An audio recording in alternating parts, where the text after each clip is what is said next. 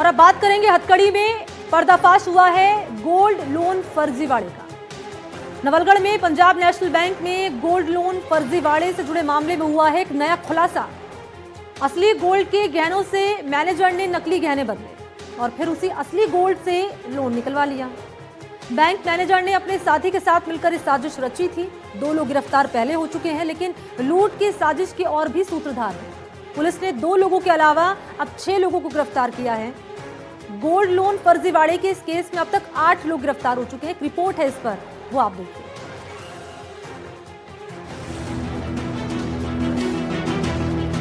झुंझुनू जिले के नवलगढ़ में पंजाब नेशनल बैंक शाखा में हुए फर्जी गोल्ड लोन और गोल्ड चोरी के मामले का पुलिस ने बड़ा खुलासा किया है। पुलिस ने इस मामले में 6 और आरोपियों को गिरफ्तार किया है। इसके बाद मामले में अब गिरफ्तार आरोपियों की संख्या 8 हो गई है। पुलिस पहले ही इस मामले में मुख्य आरोपी पूर्व बैंक मैनेजर और उसके साथ ही बैंक के ही एडहॉक सदस्य समेत कुल 8 आरोपियों को गिरफ्तार कर चुकी है। पुलिस ने मामले में अब तक आरोपियों के पास से 1 किलो 555 ग्राम सोने के आभूषण बरामद किए हैं। बरामद सोने की बाजार में कीमत 2 करोड़ 32 लाख रुपए आंकी गई है। अब तक की जांच में ये बात सामने आई है कि तत्कालीन शाखा प्रबंधक अमित जांगीर ने बैंक में 214 फर्जी गोल्ड लोन खाते खोलकर करीब 8 करोड़ 78 लाख रुपए का गबन किया। आरोपी ने बैंक के एडहॉक सदस्य बिजनेस कॉरेस्पॉन्डेंट संचालित करने वाले संतोष सैनी के साथ मिलकर फर्जी खातों के जरिए गोल्ड लोन स्वीकृत किए। गबन मामले में अब तक 8 लोगों की गिरफ्तारी। अमित जांगीर, संतोष सैनी पहले से ही गिरफ्तार हो चुके हैं। अब 6 और लोगों की गिरफ्तारी हुई है। आरोपियों के पास से 1 किलो 555 ग्राम सोना बरामद हुआ है। सोने के गहने की कीमत 2 करोड़ 32 लाख रुपए आंकी गई है। ब्रांच मैनेजर पर 214 फर्जी गोल्ड लोन खाते खोले जाने का आरोप है। अकाउंट के जरिए 8 करोड़ 78 लाख का गबन किया। अपने सहकर्मी संतोष सैनी के साथ मिलकर गबन किया। स्ट्रॉन्ग रूम से असली गहने निकालकर नकली गहने रखे जाते थे, फिर असली गहनों पर ही गोल्ड लोन लिया जाता था। मैनेजर अमित जांगीर पर 20,000 का इनाम घोषित किया गया था। एसपी ब्रिजेश ज्योति उपाध्याय ने बताया कि जांच में ये बात सामने आई है कि आरोपी असली सोने के आभूषण स्ट्रॉन्ग रूम से निकालकर उसकी जगह नकली आभूषण रख देते थे और खाता धारकों के ओटीपी प्राप्त कर लोन राशि निकाल ली जाती थी। मुख्य आरोपी पूर्व बैंक मैनेजर अमित जांगीर पर 20,000 रुपए का इनाम भी घोषित किया गया था। टोटल 8 अभियुक्तों को अभी तक गिरफ्तार कर लिया है। इसमें हमने 2 अभियुक्त पहले ही गिरफ्तार कर लिए थे, जिसमें बैंक का मैनेजर अमित जांगीर और उसमें जो एडहॉक कर्मचारी था संतोष सैनी, उनको हमने पहले ही गिरफ्तार कर लिया था। इसके अलावा हमने 6 और अभियुक्तों को गिरफ्तार किया है, जिनके नाम ओम प्रकाश, संदीप और सुनील जाट एंड सुनील सुंडा और रमेश सैनी और धीरज सैनी, ये 6 लोग और हमने गिरफ्तार किए हैं। इनमें हमें रिकवरी किया हमने मैनेजर से और उसके एडहॉक एम्प्लॉय से, तो 1 किलो 500 ग्राम से ऊपर के आभूषण जो गोल्ड बैंक के सिस्टम से बाहर हुए थे, वो हमने रिकवर कर लिया है। उसे पूर्व में ही गिरफ्तार किया जा चुका है। संतोष सैनी को भी पुलिस ने पहले ही दबोच लिया था। अब पुलिस ने इस मामले में शामिल अन्य 6 आरोपियों को गिरफ्तार कर उन्हें जेल भेज दिया है।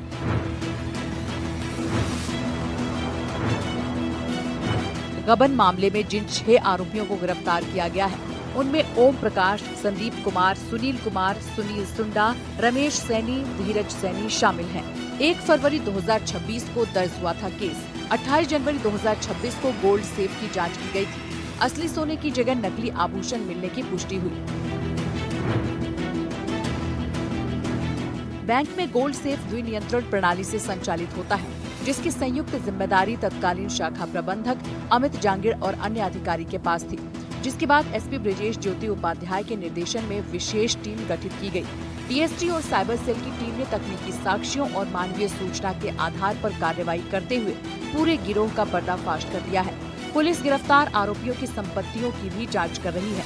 मामले में शामिल अन्य संभावित आरोपियों की तलाश जारी है और जल्द ही और गिरफ्तारियां होने की संभावना है। हमारी टीम ने अभी तक 8 मुलजिमों को गिरफ्तार किया। इसके अलावा भी अन्य मुलजिम हम गिरफ्तार कर रहे हैं। हम बैंक की तरफ से भी जांच जारी है। उनके द्वारा जिन जिन अकाउंट का हमें बताया जाएगा कि इसमें संदिग्ध लग रहा है, उन अकाउंट की भी गहन विश्लेषण करके आगे भी कार्रवाई जारी रहेगी। इस पूरे जो खुलासा है उसमें हमारे नवलगढ़ की टीम और डीएसटी की टीम और सीओ नवलगढ़ और एसएचओ नवलगढ़ और अन्य जवानों का काफी इसमें मेन भूमिका थी। और हमने इस पूरी जो घटनाक्रम है उसमें कौन लोग डायरेक्टली और इनडायरेक्टली शामिल है उनमें भी तफ्तीश चल रही है। ये और चलिए बात करेंगे जोधपुर के मड़ाई गांव में दो बहनों की जिन्होंने खुदकुशी कर ली। हैरानी की बात यह कि उसी दिन दोनों बहनों की शादी होने वाली थी। मेहंदी की रस्म पूरी कर परिवार अब शादी के इंतजार में था कि शादी के दिन ही दोनों की अर्थी घर से उठी। यह सिर्फ आत्महत्या का मामला नहीं है, क्योंकि परिजन दोनों बहनों का जल्द से जल्द अंतिम संस्कार कराना चाहते थे, लेकिन लड़कियों के मामा ने पुलिस को इन्फॉर्म कर दिया, यानी कि सूचना पुलिस को दे दी। और उसके बाद ही यह घटना पुलिस के लिए एक चुनौती बन गई है। आखिर ऐसा क्या हुआ जिससे पुलिस के लिए इस केस को सुलझाना मुश्किल हो गया? जोधपुर से हमारे संवाददाता अरुण हर्ष की रिपोर्ट। जोधपुर में दो सगी बहनों ने खाया जहर। जिस दिन शादी उसी दिन उठ गई अर्थी। अंतिम संस्कार के लिए जल्दबाजी क्यों? आत्महत्या या फिर कोई साजिश? जोधपुर के सूरसागर थाना क्षेत्र के मड़ाई गांव में दिल दहला देने वाली घटना सामने आई है। शादी के दिन ही दो सगी बहनों ने कथित रूप से कीटनाशक पीकर आत्महत्या कर ली। मृतक बहनों की पहचान शोभा और विमला के रूप में हुई है। दोनों ही पेशे से शिक्षिका थी। जानकारी के अनुसार दोनों की शादी होने वाली थी। बीती शाम घर में घी पिलाने का कार्यक्रम भी आयोजित किया गया था और इसी दौरान इस दर्दनाक घटना ने सभी को झकझोर कर रख दिया। रात में दोनों बहनों की तबीयत बिगड़ने पर परिजनों ने पहले प्रताप नगर स्थित एक निजी अस्पताल में ले गए, जहां चिकित्सकों ने दोनों को मृत घोषित कर दिया।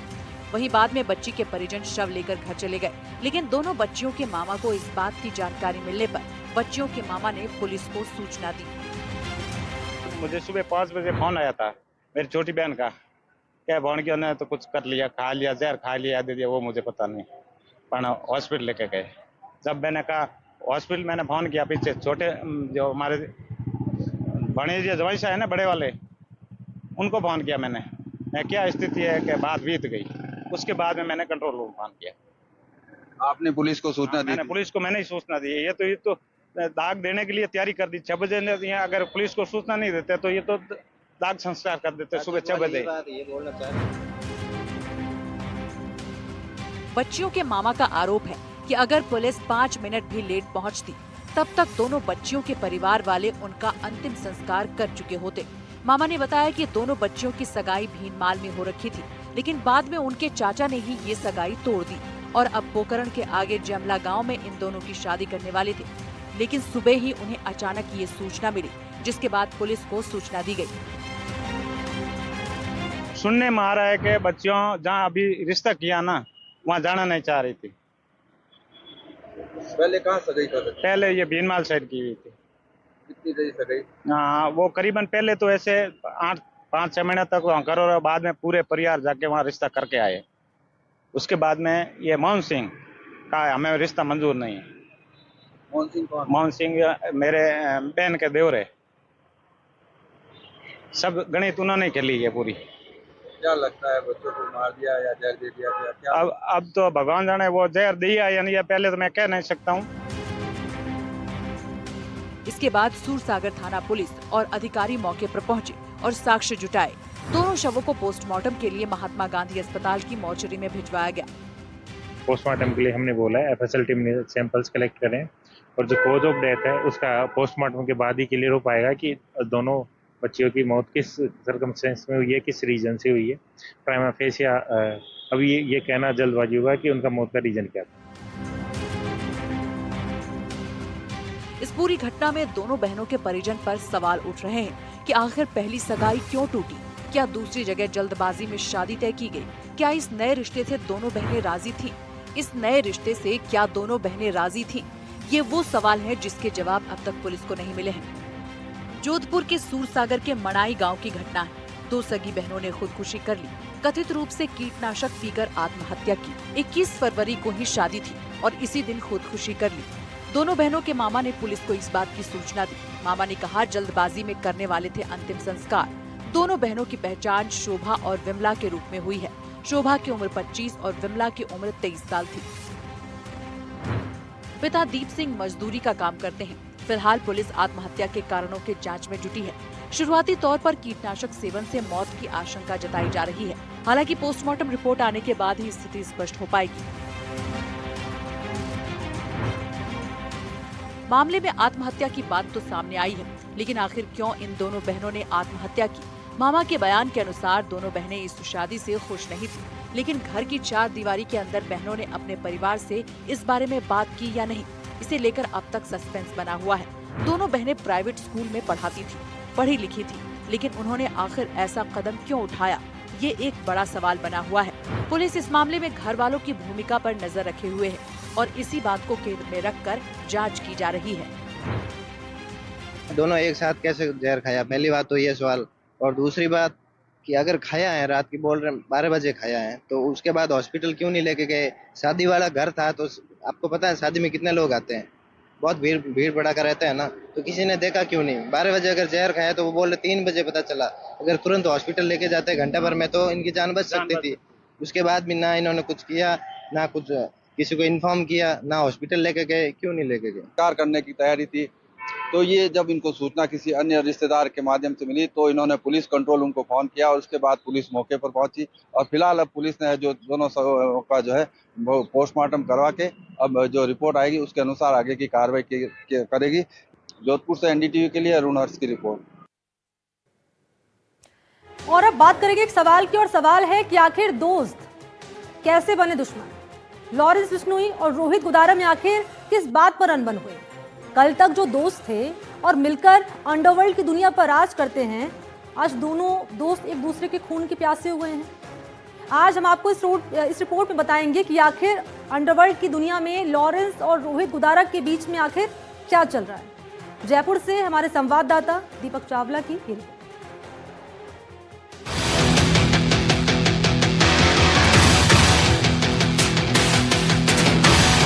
दो गैंगस्टर एक दूसरे के खून के प्यासे। लॉरेंस और गोदारा की पुरानी दोस्ती। दो दोस्त कैसे बन गए दुश्मन? गैंगस्टर लॉरेंस बिश्नोई और रोहित गोदारा की दुश्मनी तो सब जानते हैं, लेकिन क्या इसके पीछे की असल वजह पता है? दरअसल मुंबई में बाबा सिद्दीकी हत्याकांड हुआ था। उसमें अनमोल बिश्नोई ने अपने फेसबुक अकाउंट पर हत्या की जिम्मेदारी ली थी, लेकिन इस पोस्ट पर रोहित गोदारा और गोल्डी बराड़ के नाम का जिक्र तक नहीं था। इसी बात को लेकर दोनों में अनबन हुई। उसके बाद लॉरेंस बिश्नोई गैंग ने रोहित और गोल्डी बराड़ को दो टूक कहा कि वो मुंबई से दूर रहें, जिसकी सबसे बड़ी वजह है रंगदारी। मुंबई को आर्थिक नगरी भी कहा जाता है, वहीं बॉलीवुड का केंद्र भी माना जाता है। लॉरेंस चाहता है कि उसका मुंबई में एक तरफा राज हो, इसलिए लॉरेंस ने उस समय अपने दोस्त रोहित गोदारा को मुंबई से दूर रहने की बात कही। उस समय गोल्डी बराड़ लॉरेंस के इशारों पर पूरा फाइनेंस का काम करता था, लेकिन अंदर ही अंदर गोल्डी बराड़ रोहित गोदारा के पास जाना चाहता था। और आज की तारीख में गोल्डी बराड़ और रोहित गोदारा एक हो चुके हैं। दोनों मिलकर लॉरेंस और अनमोल बिश्नोई को मारना चाहते हैं। उस समय जब विवाद हुआ तो सूत्र कहते हैं कि गोल्डी बराड़ लॉरेंस का फाइनेंस का काम करता था। ऐसे में उसके पास 100 करोड़ से अधिक रुपए थे, जो उसने दोबारा नहीं लौटाए। इसके बाद पैसों का विवाद और गहराया और देखते ही देखते दो बड़े गैंगस्टर आज एक दूसरे के खून के प्यासे हो चुके हैं। रोहित गोदारा गोल्डी बराड़, वीरेंद्र चारण, राहुल रेनाव, नितिन फौजी गोदारा गैंग के साथ हैं। गोदारा गैंग करवाना चाहता है लॉरेंस और अनमोल बिश्नोई की हत्या। अनमोल बिश्नोई दिल्ली के तिहाड़ जेल में बंद है। तो गोल्डी बराड़ जो कि पहले लॉरेंस बिश्नोई गैंग का मेन फाइनेंस का काम संभालता था, उसके बाद उसने सूत्र ये बताते कि उसने बहुत सारे जो करोड़ों रुपए, लगभग 100 करोड़ रुपए उसने होल्ड कर लिए और आगे लॉरेंस बिश्नोई को नहीं दिया। जो पैसे रंगदारी से आए थे और लॉरेंस बिश्नोई को देना था लेकिन नहीं दिया, और फिर उसके बाद दोनों गैंग्स में और ज़्यादा विवाद गहरा गया। और आज की तारीख में रोहित गोदारा, लॉरेंस बिश्नोई गैंग एक दूसरे के खून के प्यासे हो गए हैं। दोनों ही गैंग्स ये चाहती है कि मुंबई मुंबई में उसका नाम चले, उसका आतंक चले, और इसीलिए मुंबई में लगातार बॉलीवुड स्टार्स को एक के बाद एक रंगदारी का कॉल आ रहा है, उनके घर पर फायरिंग हो रही है, और पूरा ये जो खेल है ये रंगदारी से जुड़ा हुआ है, और लगभग 400 करोड़ 500 करोड़ से अधिक का रंगदारी का ये पूरा खेल है। बहरहाल पुलिस इसकी जांच कर रही है। हाल ही में अनमोल बिश्नोई ने विदेश में सरेंडर किया। इसके बाद उसे दिल्ली की तिहाड़ जेल में रखा गया है। सूत्रों की माने तो रोहित गोदारा अनमोल का मर्डर करवाने वाला था, इसलिए अनमोल ने सरेंडर किया और फिलहाल जेल में बंद है। सूत्र बताते हैं कि रोहित अपने गैंग से जुड़े लोगों को तवज्जो देता है और उन्हें प्रोटेक्ट करता है, इसलिए ज्यादा से ज्यादा लोग रोहित गोदारा की गैंग में जाना चाहते हैं। उधर अपने दोस्त से जुदा हुए पुराने दोस्तों को लॉरेंस वापस अपनी गैंग में ले आया। सूत्रों का कहना है कि लॉरेंस बिश्नोई ने अपने साथियों को कहा कि अगर अलग अलग रहेंगे तो मारे जाएंगे, इसलिए एक बनकर रहते हैं। अभी फिलहाल अंडरवर्ल्ड से यही बड़ी खबर है कि बिश्नोई ने अपने पुराने साथियों को वापस अपने साथ जोड़ लिया है, जिसमें सबसे बड़ा नाम संपत नेहरा और काला जतेड़ी का है। ये दोनों बीच में लॉरेंस से नाराज हो गए थे, लेकिन अभी फिलहाल लॉरेंस के साथ है। गोपी राणा, आरजू बिश्नोई, राजू विसोदी वापस लॉरेंस के साथ हैं। बीच में चर्चा चली थी कि काला जटेड़ी गैंगस्टर रोहित के साथ है, लेकिन अब खबर आ रही है कि काला जटेड़ी ने फिर से अपना समर्थन लॉरेंस बिश्नोई को दिया है। लॉरेंस बिश्नोई अभी फिलहाल अपने पुराने जितने भी साथी हैं उनको एक साथ जोड़ने में लगा हुआ है, चाहे वो संपत नेहरा हो, चाहे वो आरजू बिश्नोई हो, चाहे वो काला जटेड़ी हो। पहले ऐसा चर्चा चली थी कि लॉरेंस बिश्नोई के साथ उनके पुराने दोस्तों का साथ छूट गया है, लेकिन लॉरेंस बिश्नोई ने ये कहा अपने पुराने साथियों को कि एक अलग होंगे तो हम मारे जाएंगे, तो ऐसे में एक होना पड़ेगा। तो फिलहाल अंडरवर्ल्ड और गैंग से जुड़ी हुई यही खबर आ रही है कि फिलहाल लॉरेंस बिश्नोई ने अपने पूरे पुराने साथियों को एक कर लिया है। अनमोल बिश्नोई जो कि विदेश में उसने हाल ही में सरेंडर किया, सूत्र ये भी बताते हैं कि रोहित गोदारा अनमोल बिश्नोई को बस मारने ही वाला था और ये भनक जो है वो उसको लग गई, फिर उसके बाद उसको पुलिस ने पकड़ लिया। कुछ लोग कहते हैं उसने सरेंडर भी किया और वो अपने आप को जेल में ज़्यादा जो है महफूज समझता है। अब बहरहाल अभी राजस्थान पुलिस, देश की पुलिस, खुफिया एजेंसी इन दोनों गैंग्स पर नजरे हुए हैं। हाल ही में हरी बॉक्सर के कहने पर राजस्थान के एक बड़े मंदिर को रंगदारी का कॉल आया था। राजस्थान से करोड़ों का व्यापार है और दोनों गैंग व्यापारियों को धमकाकर करोड़ों रुपए की रंगदारी मांगते हैं। दोनों ही गैंग चाहते हैं कि राजस्थान में उनका वर्चस्व रहे, तो ऐसे में ये सारी लड़ाई राजस्थान की रंगदारी से जुड़ी हुई भी है। हरी बॉक्सर पर विदेश में फायरिंग करवाई गई थी। रोहित गोदारा द्वारा ये वारदात हुई, लेकिन वो बच गया।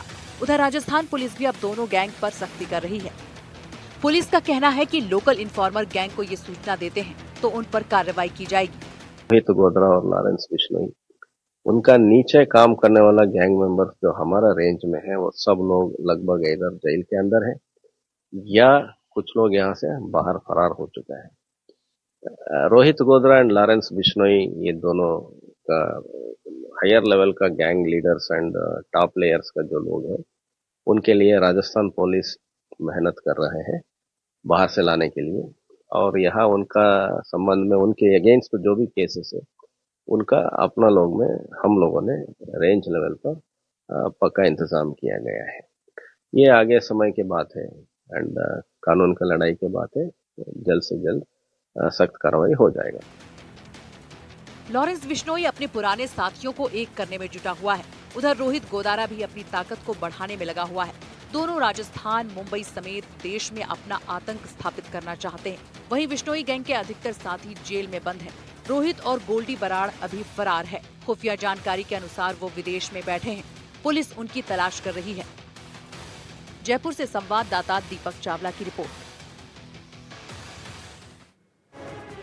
तो कैसे दोनों दोस्त एक दूसरे के दुश्मन बन गए, दोनों में ठनी, इस रिपोर्ट के जरिए आपने जाना। और चलिए आगे बढ़ेंगे, बात करेंगे डमी डॉक्टर की जिसे बेनकाब कर दिखाया है एसओजी ने। एक बड़ी कार्रवाई जयपुर में सामने आई है।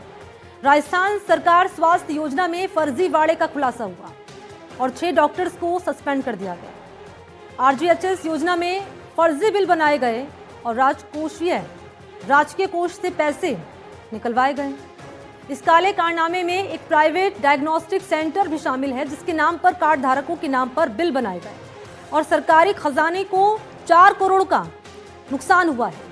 तो आखिर कैसे बंदरबाट का ये खेल चल रहा था, जयपुर से की रिपोर्ट।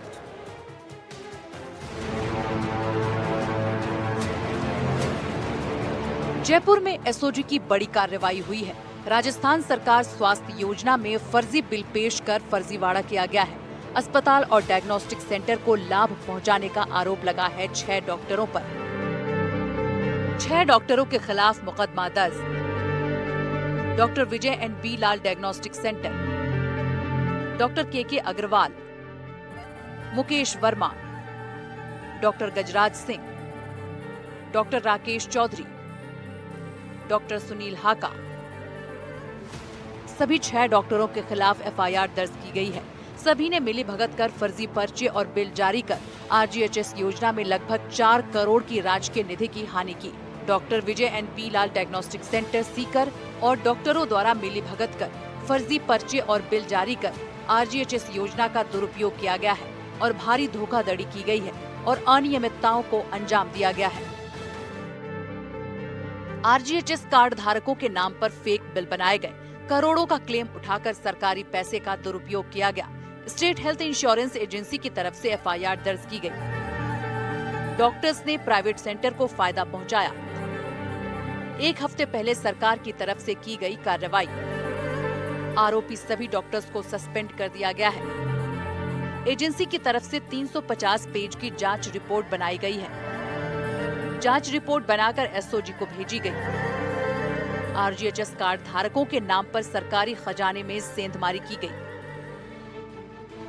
एजेंसी की जांच में सामने आया है कि आरजीएचएस कार्ड धारक कभी सीकर में किसी भी डॉक्टर या डायग्नोस्टिक सेंटर पर परामर्श के लिए गए ही नहीं थे। उसके बाद भी आरोपी डॉक्टर्स की तरफ से कार्ड धारकों का ओपीडी पर्चा बना दिया। उन पर्चों पर आरोपी डायग्नोस्टिक सेंटर की तरफ से 5 से ज्यादा एमआरआई जांच की गई। कई मामलों में लाभार्थियों की डॉक्टर की तरफ से वास्तविक रूप में देखा ही नहीं गया और ओपीडी पर्चे जनरेट कर महंगी और ज्यादा अनावश्यक एमआरआई जांच लिखी गई। एसओजी ने सभी के खिलाफ मामला दर्ज कर जांच शुरू कर दी है और आरोपी डॉक्टर और डायग्नोस्टिक सेंटर के खिलाफ भी मुकदमा दर्ज हो चुका है। लेकिन स्वास्थ्य विभाग में इस प्रकार के फर्जीवाड़े से एक बार फिर सवाल उठ रहे हैं। डॉक्टर्स के भ्रष्टाचार में लिप्त होने से मामला और गंभीर हो गया है। और इसी के साथ हमारी इस खास पेशकश में फिलहाल के लिए बस इतना ही। बाकी खबरों के लिए आप देखते रहे एनडीटीवी राजस्थान।